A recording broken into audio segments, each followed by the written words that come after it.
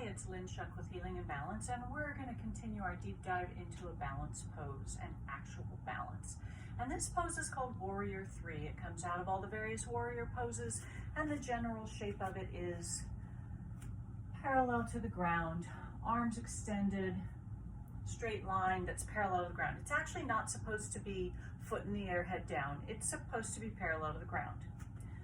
What happens here is kind of what happens in Half Moon. People get stuck in this halfway point. The hips are slightly open, but not facing the floor, but not opened all the way up in Half Moon. And it can be very hard to work on it in the pose while you're balancing, because what happens when you start to do this is you're gonna feel the IT band. Oh my God, are you gonna feel it up the outside of that leg? And when you're trying to change the shape of the pose and you're not used to balancing there, it can be really challenging to do it without additional support. So we're going to use a couple different ways to do that. The first is just in space, I'm going to put my hands on the seat of a chair.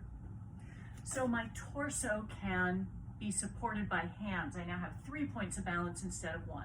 I still want my leg lifted, but I don't know if you can see this. My foot is slightly turned out and this hip is higher than this hip. My pelvis is not facing the floor.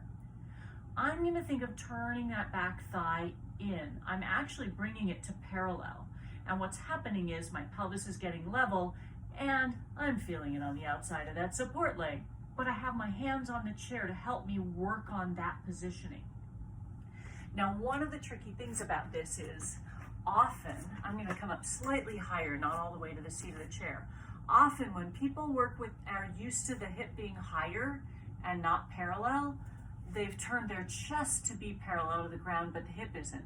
So then they get the hip down and the chest turns because they're so used to that relationship of shoulders facing here and this being slightly open. There's a little bit of twist. So the nice thing about having the chair is you can square your pelvis off and then check and see, did you turn the shoulders? It's probably going to do weird things in your elbows, and you can pull the shoulders back. We want to picture this rectangle moving as a unit. It's going to come toward the floor evenly. So that's one way to use a chair for support, but you could also use a chair and the wall. And this is similar to what we did in Half Moon, but then we don't go into Half Moon. We put our hands on the chair and we put a foot on the wall.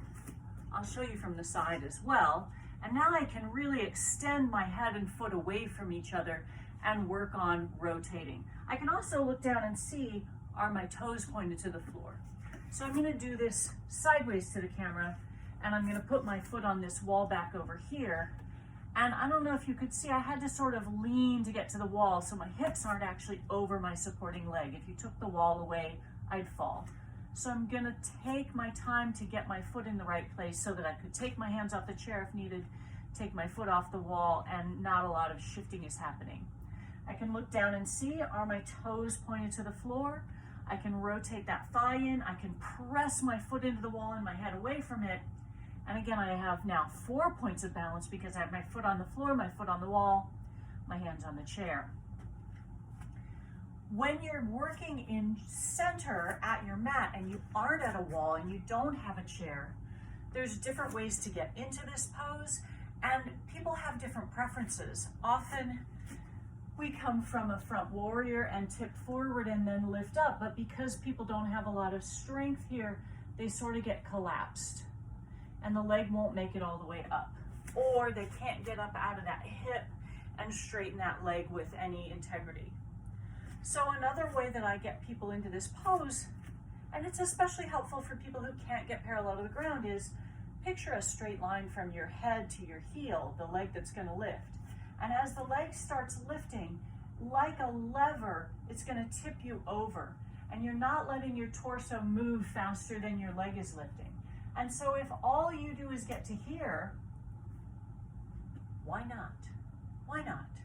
Not everybody's going to get to parallel. And in fact, when my legs are feeling very tight or tired, I don't make it all the way to parallel to the ground.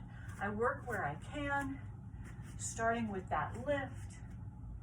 And my gaze only moves slowly down toward the floor. And then I check, can I turn that thigh in? Yeah, I needed to turn it in a little bit. And I still have that reach. I have that memory of pushing into the wall so I can reach my head and foot away from each other. Here's the one last thing and why I specify pushing through the heel. Often I see a warrior 3 that looks like this. Nothing going on in that back leg. And you can see the difference energetically when I reach. Suddenly the pose has life. It's not just this collapsed over a post type of pose. It is a standing leg that's strong and energy shooting out both directions. Head and hands, foot. So that's another place putting your foot on a wall can help. It can teach you what it is to push through that foot. All right, that's everything I have on that particular pose, Warrior 3. I want you to play with it. Try working on a chair and see what happens if you level those hips out. If you have a friend or partner with you that you could do this with, you could have them put a block on your pelvis.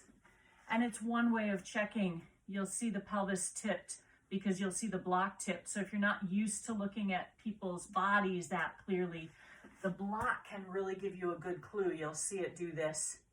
And you rotate that leg in until the block gets parallel to the ground, level. Okay, I think that's everything. Give it a shot. See what you think of it. Let me know. Go.